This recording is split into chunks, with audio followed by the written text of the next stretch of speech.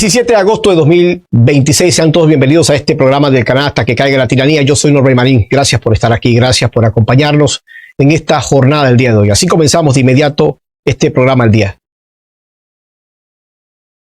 Bueno, hoy es un día para presentar a ustedes una gran cantidad de informaciones de lo que está pasando. Hoy el arduo trabajo del equipo de nuestro canal Hasta que caiga la tiranía. Bueno, centrados, como les hemos dicho en otros momentos, en lo que significa el foco. No perder el foco de lo que está pasando en Venezuela y a quién debemos realmente atacar, a quién debemos concentrar la mirada a nosotros los venezolanos. Y hoy, bueno, vamos a presentar a ustedes cómo cuando el barco se está hundiendo, no sé si se puede decir que se está hundiendo el barco, o tal vez ya está bastante hundido. Quizá ya está tocando casi el fondo, ¿no? Y entonces están comenzando a salir, no sé cómo se le puede llamar a esto, porque las ratas suenan muy bien, pero no sé qué término se puede colocar. Lo cierto es que los traidores, o los que tal vez se sienten con miedo, o los que se sienten incómodos, o los que creen que pueden perder mucho o pueden terminar en la cárcel, pues terminan abandonando, terminan escapándose, ¿ok? Porque se dan cuenta que ya no hay opción. Y por otro lado, vamos a estar tocando otro de los temas gravísimos. Bueno, otra de las cosas que van surgiendo, que van apareciendo en nuevas investigaciones de corrupción, de lo que ha pasado en Venezuela y cómo estas cosas pues van saliendo a la luz. Es lo que vamos a tocar el día de hoy. Además, pues vamos a hablar de otra cosa interesante para que usted pueda también conocerlo. Arrancamos entonces. Miren, hace algunos días, los hermanos Rodríguez, después del tema de los terremotos, de todo esto que ha pasado en Venezuela, que ha sido muy trágico, estos devastadores terremotos, bueno, apareció Jorge Rodríguez y Delcy Rodríguez presentando una especie de refugios temporales. Y lo que me llamó la atención, esto en la ciudad Caribia, lo que me llamó la atención es que los presentaban como un lugar, un escenario maravilloso donde la gente iba a pasar un momento muy especial, donde la gente iba, bueno, a vivir de forma digna, a estar temporalmente, pero de forma digna. Y claro, aquí se gastó una millonada o una cantidad de dinero, porque todo esto cuesta mucho dinero. Vamos a ver a continuación, porque lamentablemente con la llegada de las lluvias, una fuerte lluvia que se dio recientemente, bueno, se demostró la grandeza, la fortaleza de estas construcciones que presenta dignamente Delcy Rodríguez y su hermano Jorge. Aquí está el resultado. Bueno, esto ¿cómo le puede llamar a ustedes? Esto es el éxito de la incapacidad. Vamos a ver. Aquí pueden ver ustedes claramente una de las imágenes que se ha hecho viral durante el día de hoy, de cómo, bueno, así entra el agua. Qué excelente el techo, qué buenas condiciones para la gente que vive que está actualmente en esos lugares. Así es como se vive dignamente. Y esto costó una pelota de real. Esto costó mucho dinero. Y vean cómo la gente está padeciendo. Bueno, ojalá Dios quiera que se pueda hacer un gran esfuerzo para que a las personas se les pueda ayudar de manera muy concreta con los créditos, aquellos famosos créditos que hace días ellos presentaron, supuestamente donde las personas pueden obtener, si es una casa de 70,000, le dan el 50, el 70%, y si la casa ronda por los $100,000, pues le dan aproximadamente el 50%. Así es que, sin embargo, hay quejas profundas por parte incluso de algunas personas, algunos realtors, quienes ya mencionan que este tipo de viviendas, cuando van a pedir el dinero que supuestamente se les va a otorgar como crédito y una parte como subsidio, todo es en bolívares. Y el gran problema es que cuando una persona que está vendiendo una casa, pues está pidiendo el dinero no en bolívares. ¿Cómo puede usted recibir $50,000 en bolívares? Imagínese eso. ¿Quién apuesta por recibir cualquier persona en Venezuela que le compren una finca, un auto, una casa? Todo lo va a pedir siempre en dólares. ¿Por qué? Porque el bolívar es una moneda que no sirve.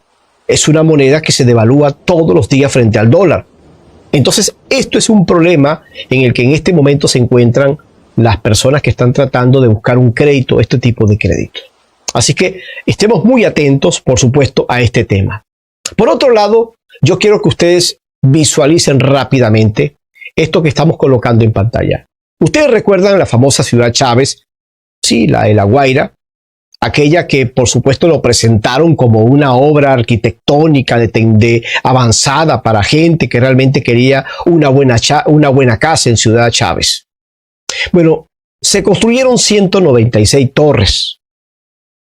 Sin embargo, después del terremoto se evidenció que el material con que se construyeron estas torres pues distaba completamente del valor del costo real. Junto a nuestro equipo del canal Hasta que caiga la tiranía hemos llevado a cabo un reporte de una investigación reciente donde se puede evidenciar que aquí hubo una trama de corrupción y que evidentemente sería importante que el país conozcamos estos casos y al mismo tiempo esto exige justicia. Son casos que no podemos pasar por alto porque en la Venezuela con la que estamos trabajando todos los venezolanos con tanto esfuerzo, estas son cosas que nosotros debemos exigir. Transparencia y resultados concretos. Vamos, vean este dato.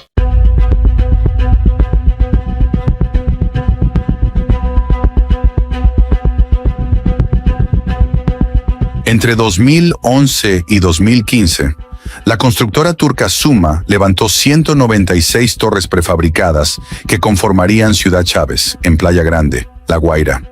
El proyecto fue presentado como una solución habitacional de gran escala, pero pronto quedó en evidencia que los costos y la calidad no correspondían a lo prometido. Los documentos oficiales muestran que el precio promedio de cada vivienda rondó los $76,000, una cifra que supera en más de 70% el valor estimado por la Cámara Venezolana de la Construcción para Viviendas de Interés Social en 2016, fijado en $45,000. En 2011, el entonces ministro Ricardo Molina anunció un desembolso de $101 millones para 1,488 viviendas, con un costo unitario de $67,876. 2 años más tarde, un documento firmado por el mismo despacho reflejaba un gasto de $178 millones para 2,336 viviendas, elevando el precio promedio a $76,287. Más allá del sobreprecio, la calidad de los materiales empleados resultó deficiente. Las estructuras prefabricadas, importadas y ensambladas sin estándares adecuados, mostraron sus fallas durante el doblete sísmico que sacudió La Guaira. En ese momento se evidenció la fragilidad de las torres. Paredes agrietadas, columnas debilitadas y acabados que no resistieron la presión de un evento natural que, en teoría, debía estar contemplado en el diseño. Ciudad Chávez terminó convertida en un símbolo del contraste entre el discurso oficial y la realidad. Viviendas de lujo en precio, pero de baja calidad en construcción. El proyecto, lejos de ser un ejemplo de progreso, se convirtió en testimonio de cómo la improvisación y la corrupción pueden transformar una promesa social en un riesgo para quienes la habitan. Bueno, este es entonces donde uno meta la lupa, uno se va a encontrar con cosas como estas. Pero cuando seguimos revisando más este caso, nos encontramos esto, por ejemplo, el ministro Ricardo Molina. Ahora vamos a ver cómo está involucrado también otro grupo dentro del chavismo. Porque donde uno revisa con argumentos, se encuentra esta cantidad de cosas de podredumbre. José Gregorio Bracho Reyes, quien era el embajador de Venezuela en Turquía, fue uno de los responsables de conseguir el empresario y la empresa que se iba a encargar de construir estas obras. Y aquí hay todo un negocio redondo porque resulta que después se descubre que José Gregorio Bracho Reyes tenía un buen provecho de estos negocios. Hasta casas, hasta un apartamento que logró conseguir en España como cosa muy particular. Nuestro equipo del canal, por supuesto, vean con argumento esto que estamos presentando. Quien fue embajador de Venezuela en Turquía quedó vinculado a una relación que conecta diplomacia, negocios y un inmueble adquirido en España. En 2013, Bracho Reyes promovió ante la Cancillería venezolana el nombramiento del empresario turco Selim Bora como cónsul general honorario de Venezuela en Bodrum. Bora era entonces presidente de Suma La empresa turca encargada de construir el complejo habitacional Hugo Chávez, en Playa Grande, Estado La Guaira, uno de los proyectos emblemáticos de cooperación entre los gobiernos de Venezuela y Turquía. La propuesta fue enviada a Calixto Ortega Ríos, entonces viceministro para Europa, y además cuñado de Bracho Reyes. Un año después, el 30 de julio de 2014, Bracho Reyes y su esposa, Sara Elena Flores Vargas, adquirieron un apartamento en Barcelona, España. El inmueble, que posteriormente también sería utilizado como domicilio de una empresa vinculada a ambos, tiene hoy un valor estimado de entre 321.000 y 383.000 euros. La coincidencia de fechas y vínculos plantea interrogantes sobre la relación entre las actividades diplomáticas de Bracho Reyes, sus conexiones con empresarios turcos y la adquisición del inmueble. Sin embargo, hasta ahora no existe evidencia pública que permita afirmar que Selim Bora o Suma hayan financiado directamente la compra del apartamento. Lo que sí queda documentado es una cadena de relaciones que comienza con los negocios de Suma en Venezuela, continúa con la promoción de Bora como cónsul honorario y termina, un año después, con la adquisición de una propiedad en Barcelona por parte del entonces diplomático venezolano. Se dan cuenta que el negocio redondo, y así es donde uno comienza a poner la mirada dentro del país. ¿Cuántos empresarios? Y es aquí donde tocamos entonces la palabra empresarios. Desde allá cuando los militares venezolanos, los generales venezolanos, eran realmente encargados de las empresas. Bueno, para entender el tema de los generales, tenemos que remontarnos a la época de Hugo Chávez. Hugo Chávez sabía que la forma de poder conectar con los militares para que se pusieran a su servicio, especialmente con el alto mando militar, la manera como podía ponerlos de rodillas, una de las formas, entre tantas, era poder darle espacios dentro del Estado y también permitirles a los generales que tuviesen empresas. Y por supuesto, detrás de esto hay lavado de capitales, detrás de esto hay corrupción, hay testaferros, y Hugo Chávez sencillamente los amarraba de esa forma. Le permitía a tal general, usted agarre dinero, yo me hago la vista ciega. Sencillamente yo me hago el loco. Agarre. Y luego Chávez hacía sencillamente esto. Era un método que utilizaba Chávez. Los llamaba y le decía, venga acá. General tal. Yo sé que usted está involucrado hasta los tuétanos en temas de corrupción. Y sé dónde usted está metido. Usted puede terminar durísimo en la cárcel. Pero al mismo tiempo, Chávez los amarraba para que fueran fieles a él hasta el extremo. Esos que gritaban leales siempre, traidores nunca. Pero la mayoría de los empresarios militares eran los primeros que gritaban.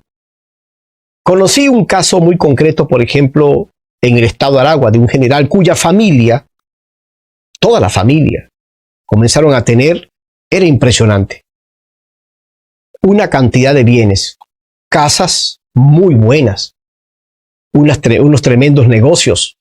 Y aquí hablamos de unas haciendas. Y esta familia vivía muy bien. Cuando cae Maduro el 3 de enero, esta familia entra en crisis. La información que manejo, gracias a algunas fuentes cercanas a esa familia, es que todos comenzaron a entrar en preocupación. ¿Qué hacemos con todos los bienes? ¿Dónde los tapamos? ¿Dónde los ocultamos? Porque estos generales muchas veces no se colocan los bienes a nombre de ellos, sino que sencillamente comienzan a colocarlo al nombre de su nieto, al nombre de su sobrina, al nombre de su primo, al nombre de su hermano. Y cuando se dan cuenta, todos los que le rodean están full de dinero. Revise la familia Chávez para que ustedes se den cuenta que los sobrinos, los primos, los hermanos, todos ellos comenzaron a llenarse los bolsillos de dinero. Revise también la familia de Cabello. Todo el círculo familiar de Cabello comenzó a llenarse y a llenarse. Y tal vez Diosdado decía, porque es típico de ellos decir, bueno, yo no tengo dinero, revise mi cuenta bancaria, ahí no hay ningún tipo de dinero. Pero cuando usted revisaba bien el entorno familiar, usted decía, esta gente no vivía así. ¿Cuándo esta gente comenzó a tener tanto y tanto dinero? Entonces, el método de Chávez era un método que funcionó. te amarro y te pongo de rodillas. ¿Cómo un alto mando militar se pone en contra del sistema? No era tanto por ideología, era más por compromiso de sus empresas, de que tenían las manos manchadas. No solamente en robos, en lavado de capitales, sino también incluso en delitos de lesa humanidad. Se comprometían al 100% con Chávez. Y vemos el caso, por ejemplo, de Granco Arteaga. Ustedes se preguntarán, ¿es que Granco es un hombre ideal al chavismo, ideal a la revolución? Cuando usted revisa el entorno de lo más cercano a Granco Arteaga, es dueño, compró un club de fútbol en Venezuela y de igual manera una cantidad de bienes. La mayoría de muchos de los presos políticos, los presos militares, Granco Arteaga era uno de los principales que llegaba de primero tomando los bienes. Personas que fueron al exilio, llegaba Granco Arteaga y se quedaba con sus bienes.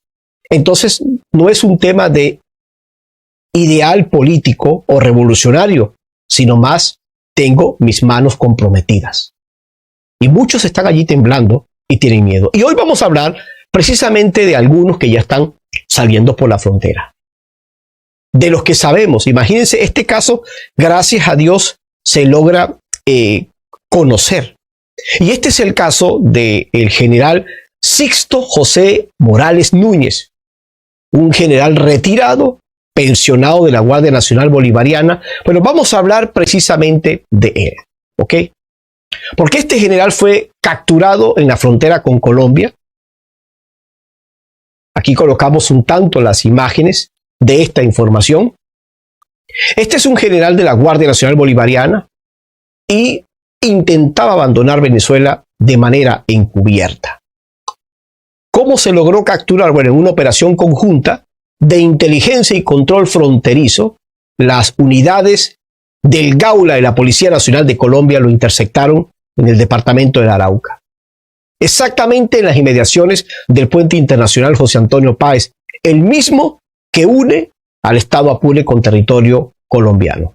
Bueno, sencillamente Morales Núñez se desplazaba como un pasajero más a bordo de un taxi de servicio público. No iba en vehículo oficial, no iba escoltado, no iba con uniformes ni con privilegios. Sencillamente, señores, iba escondido como una persona común, tratando de pasar desapercibido. Es aquí donde entonces las autoridades colombianas lo detuvieron en un puesto de control. Aquí viene la parte, porque al registrarlo le encontraron nada más y nada menos que 24 cartuchos calibre 9 milímetros, 12 sueltos y un cargador con otros 12. Además llevaba material de guerra que un general retirado de la Guardia Nacional no debería estar transportando de manera ilegal en territorio extranjero. Señores, sencillamente, este no es un militar cualquiera. Hay que revisar un poco sus rasgos, ¿no?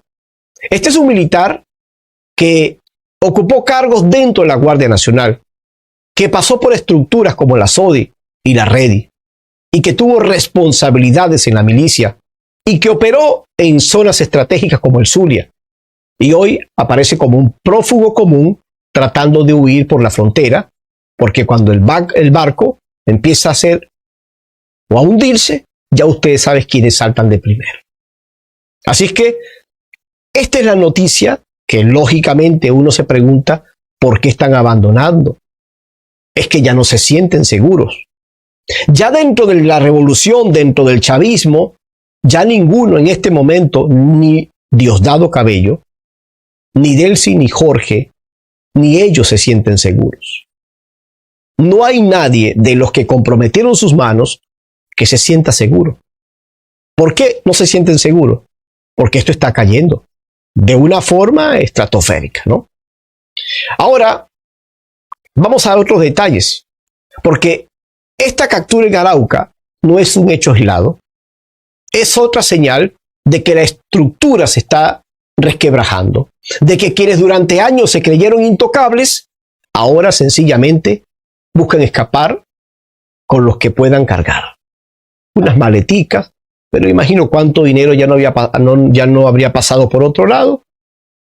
Ese es un tema que hay que seguir investigando, porque esta gente no se va con las manos vacías. Muchas veces el dinero ya está depositado en cuentas muy específicas. Y es aquí donde nos va a tocar a nosotros, y con acompañamiento de la comunidad internacional, hacerle seguimiento a cada uno de ellos. Seguimos. Así como él, sabemos que hay otros. Tenemos información y queremos compartirla con ustedes. Información de que Diosdado Cabello recientemente llevó a cabo una reunión con un grupo de militares, curiosamente de militares.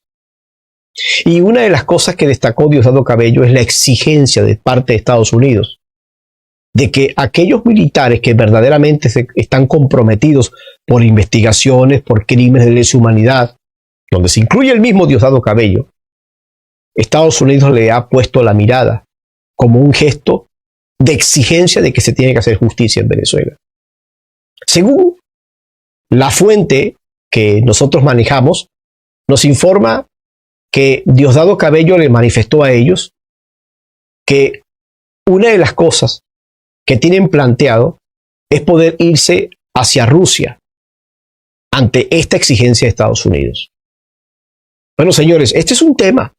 Quizás esta es la causa por la que este general tuvo que salir corriendo. Irnos para Rusia, ¿cómo me voy? Bueno, es un tema en pleno desarrollo, que tuvimos nosotros acceso a esa información. Vamos a continuar, por cierto, con este tema. Yo quiero finalmente, en este programa el día de hoy, dedicarle una atención a algo que está pasando, y yo no sé si ustedes están percatándose de esto. No sé si ustedes logran darse cuenta de esto que está ocurriendo.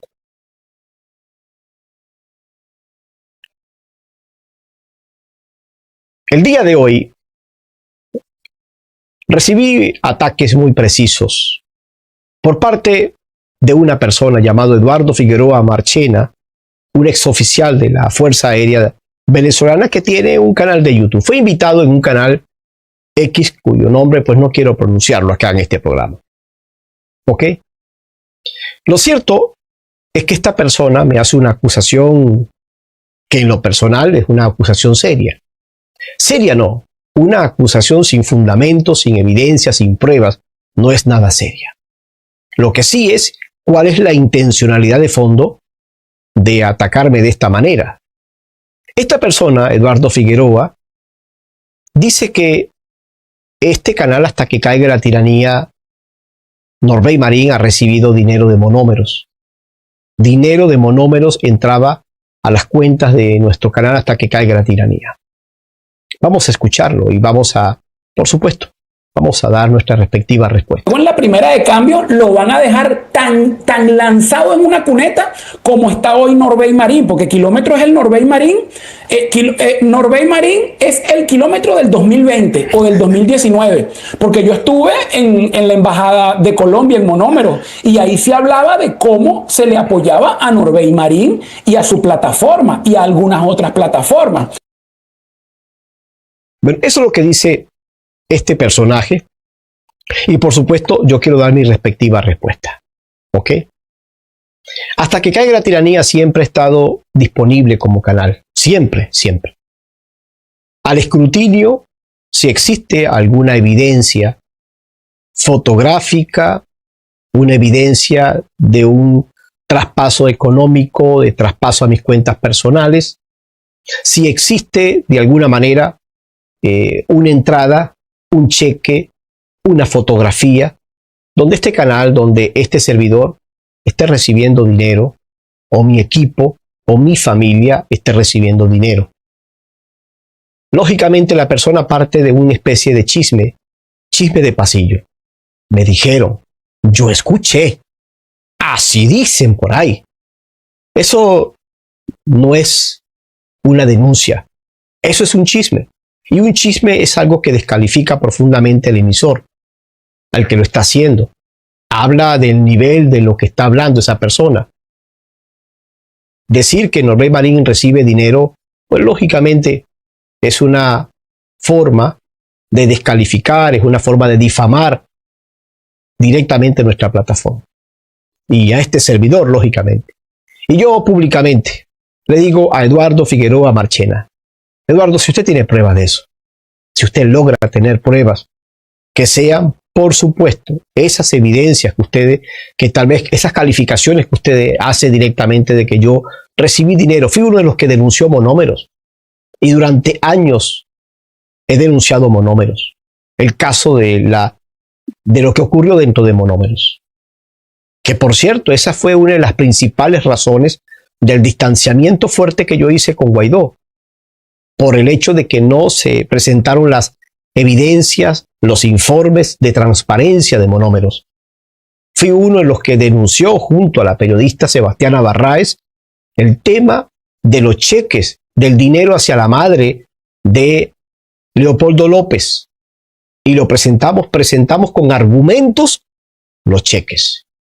Sin embargo, usted no utiliza argumentos. Simplemente usted sigue el camino de un chisme de pasillo. A mí me dijeron, esto ocurrió por allí. Es profundamente negativo ese tipo de forma de atacarlo a uno. Lo otro es que, bueno, le reto públicamente. Si usted tiene la forma de demostrar con evidencias que sean rastreables, yo pongo a disposición mi canal hasta que caiga la tiranía con 1.880.000. Lo pongo a disposición y pongo a disposición mis cuentas bancarias todas. Disponible a reunirme con usted todas las cuentas personales y de mi esposa. Con un abogado presente, un experto en el tema. Si yo le gano a usted en esa trazabilización de todas mis cuentas, si yo le gano a usted, usted elimine su canal y abandona las redes sociales. Usted dice que es un oficial. Si usted lo demuestra.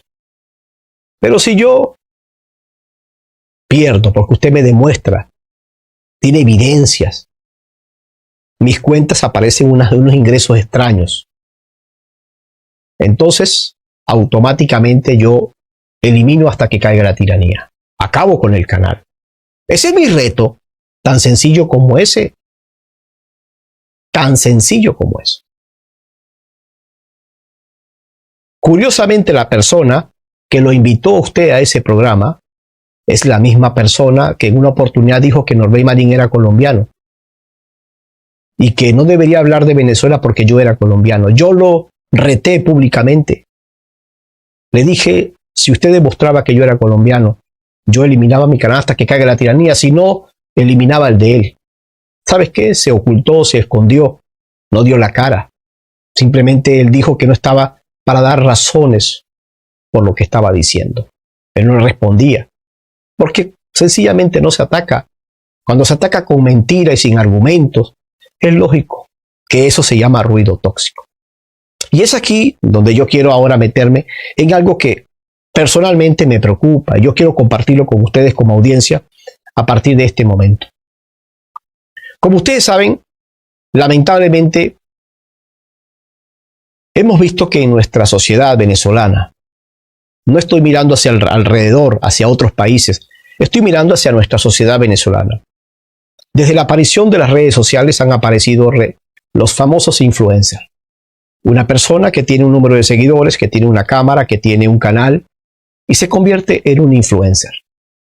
Y hoy día se le llama influencer a todo aquel que tiene un impacto desde el punto de vista de la comunicación en la sociedad. Sin embargo, es un término que se ha distorsionado muchísimo, porque el término influencer no debe ser utilizado para toda persona que, aunque tenga público o tenga un micrófono y una cámara, no puede ser utilizado. Tiene unos requisitos a la hora de aplicar ese término. La misma palabra lo dice, influencer. Una persona que influye, que impacta en la sociedad. Y en las principales características que impactan en la sociedad tiene que ver con agregar algo bueno, algo favorable, algo que ilustre, algo que beneficie a la sociedad. Y lógicamente, hoy día estamos viendo situaciones donde un influencer se puede convertir en aquella persona que destruye a los demás, que ataque a los demás, que de pronto haga cosas ilegales en su propia plataforma, o cosas estúpidas, muchas veces. Y uno dice, pero ¿qué pasa aquí? ¿Esto es un influencer verdaderamente? ¿Qué es un influencer? Es lógico, tener un público bastante alto, que tener muchos seguidores te da un poder, eso es verdad. Hasta que caiga la tiranía tiene un poder. Tenemos una audiencia bastante alta, tenemos un público bastante comprometido, llegamos a millones de personas mensualmente. Y nuestra cifra, nuestros números, más de 500 millones de personas han pasado por nuestras plataformas. Más de 500 millones de personas según los números que manejamos internamente de YouTube. Esto, por supuesto, habla del poder que tienen las plataformas. Ahora, aquí es donde yo quiero mirar hacia mi audiencia, hacia la gente que nos escucha.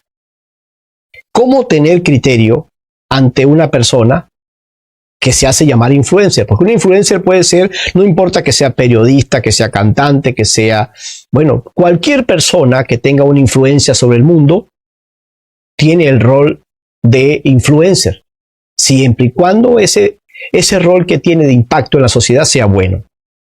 Sea bueno. Ahora bien, ¿cuándo darnos cuenta si tenemos una persona que es un verdadero influenciador? Bueno, aquí hay un detalle que está pasando mucho en nuestro país. Y es que vemos que para defenderse ante el otro, se utiliza, estamos viendo un grupo de personas que están utilizando los ataques descalificativos, con adjetivos continuos para destruir a la otra persona. Entonces no se ataca el argumento del otro, sino que se utiliza es el mecanismo de destruir la imagen del otro. ¿Y cómo se hace? Bueno, utilizando todos los adjetivos que usted pueda ver en esa persona, por su color, por su religión, por su manera de pensar, por su manera de hablar, por su manera como se viste, y vemos que lo atacan directamente a esa persona por esa forma de ser. Y yo creo que aquí es donde está lo grave, porque una cosa es atacar a la persona y otra cosa es enfrentar con argumentos a una persona. Y es aquí donde estamos viendo. Yo estos días he visto a veces algunas redes sociales y veo cómo atacan desde el punto de vista de groserías, de insultos. Y uno dice, ¿dónde está el argumento? Estoy tratando de conseguir el argumento. ¿En qué momento va a argumentar la persona? No, es ataque de la manera más feroz posible. Me preocupa porque del otro lado estoy viendo también un público que aplaude este tipo de comportamientos, sin exigir una cuota de responsabilidad ni respeto a las personas, a la audiencia. He visto gente aplaudiendo cuando simplemente ataco al otro, lo descalifico, lo destruyo, utilizo todos los adjetivos más vomitivos de la sociedad. Y hay gente que lo aplaude. Pero también hay gente que dice, no, esto no está bien. Ya va, aquí hay algo que no está bien. Y yo aplaudo a las personas que dicen, un momento, esto no lo podemos permitir en nuestra sociedad. Durante años el chavismo se encargó de utilizar esto. Escuchamos a Chávez gritándonos a los venezolanos escuálidos. Y todo lo que Chávez gritaba, utilizaba la televisión o el micrófono para atacar al enemigo. Y lo destruía públicamente. Y esto fue algo común durante años, lo hemos visto recientemente, lo vimos todavía por parte de Jorge Rodríguez, Diosdado Cabello, que ha utilizado ese programa con el mazo dando donde descalifica, destruye a la persona. Entonces eso es lo que queremos cambiar también. No es solamente cambiar nuestra economía, no es solamente cambiar la democracia, sino la forma de pensar del venezolano. La forma como incluso debemos exigir para que la comunicación sea de respeto, de altura, porque ese es el país que nosotros queremos tener, donde se trabaje y donde se enfrente al otro con argumentos, no con descalificación. Como ustedes saben, es imposible que yo como psicólogo no estudie esto, para conocer un poco más a fondo. ¿Qué hay detrás de una persona que utiliza no los argumentos, sino la descalificación, la destrucción de la imagen del otro? ¿Qué hay psicológicamente detrás de estas personas? Que usted lo ve que dice 10 groserías, 10 insultos contra la otra persona. Bueno, detrás de todo esto no hay argumento sino ruido tóxico. Hay descalificación ad hominem, es decir, destruir a la persona. Lo que hay desde el punto de vista de la psicología, muchas de estas personas tienen o trastornos narcisistas de la personalidad o pueden llegar a tener trastorno límite de la personalidad, comportamiento pasivo-agresivo, incluso comportamiento o proyección como mecanismo de defensa. Lo explicamos. ¿De dónde viene esto? Porque cuando usted ve a alguien que ataca y destruye al otro de una manera tan visceral, de una manera impresionante que uno dice, wow, y es impresionante, esto es lo que tenemos como Venezuela, estos son los que van a representar y los que hablan en pantallas, y los jóvenes, los niños, los ancianos, escuchando estas cosas. Bueno, ¿de dónde viene esto? Según la psicología profunda, las personas que utilizan el ataque continuo a los demás, este patrón de atacar a las personas viene de la infancia temprana, viene de la niñez. Cuando un niño no recibe suficiente cariño, cuando no recibe suficiente validación por parte de sus padres, esto lógicamente puede desarrollar una necesidad de protegerse atacando primero. Es decir, niños que durante sus primeros años sus padres simplemente lo arrollaban con descalificaciones, que no escuchaban y lo que decía se burlaban de ellos, o los atropellaban, lo destruían. Esto se convierte en una especie de un niño que luego en la vida adulta va a proyectar, va a mostrar esto frente a los demás. Una de las teóricas que estudiamos nosotros en la psicología es Melanie Klein, que es una de las investigadoras. Ella dice que cuando el bebé proyecta sus propias partes malas en el otro, esto se debe muchas veces a que dentro de su ambiente familiar, seguramente sus papás, su mamá lo descalificaba continuamente. ¿Qué ojos tan feos tiene? Oye, qué color tan feo. Mira las manos tan feas que tienes. Tú sí hablas feo. Tú sí te expresas mal. Tú sí, mira cómo te viste. Tú eres un tonto.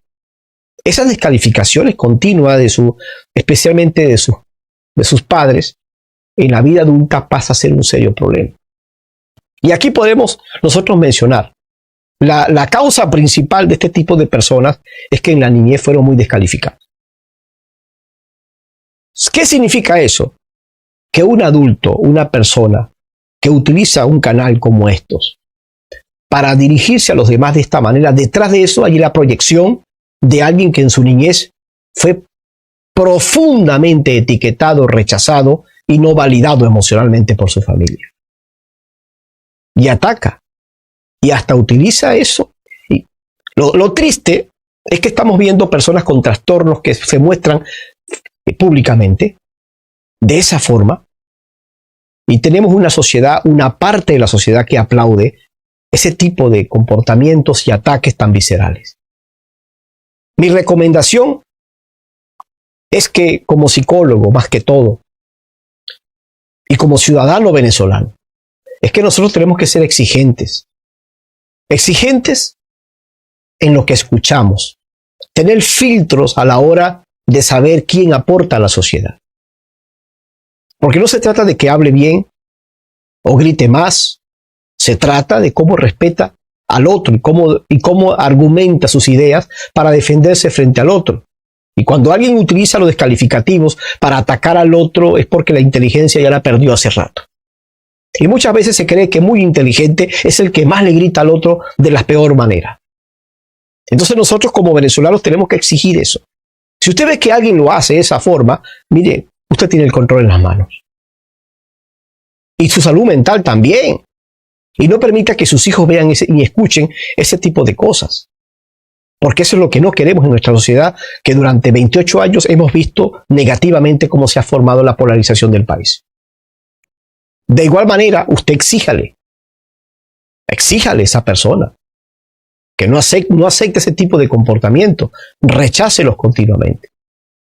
Elija las plataformas, los canales donde a usted se dé cuenta que hay argumentos. No descalificación, argumentos. Si usted para escuchar a alguien escucha 5, 10 insultos y un argumento, entonces allí no hay inteligencia. Allí hay ruido tóxico y ese ruido tóxico hay que manejarlo inteligentemente. Si a usted le dicen mentiras continuamente, esa persona le miente, no presenta pruebas, yo creo que tenemos que pasar a un nivel de exigencia. Y eso es con los influencers, eso es con los comunicadores, eso es con el periodismo. Creo que nos toca todo. Yo como canal Hasta que Caiga la Tiranía hago un esfuerzo con todo nuestro equipo. Siempre nos hemos caracterizado por hablar con respeto a las personas, por no insultar, por no atacar a las personas. Si en algún momento hemos llegado a caer en ese tipo de comportamientos, que nos cuidamos muchísimo y por eso nos caracterizamos por ser caballeros en la hora de informar. Pero ahora vamos a triplicar los esfuerzos para que nuestro contenido sea exageradamente, y quisiéramos ser así, basado en argumentos y de respeto a ustedes que se merecen el respeto de nuestro trabajo de todos los días. A no utilizar descalificaciones o descalificativos para referirnos al otro. Trabajaremos para que este canal sea referencia en pulcritud de respeto a la audiencia en todo lo que hacemos, incluyendo nuestra vestimenta, que para nosotros no es que nos las impusieron, es porque es mi esencia y mi forma de comunicarme con nuestra audiencia de todos los días, porque es la forma de llegar también a sus propios espacios.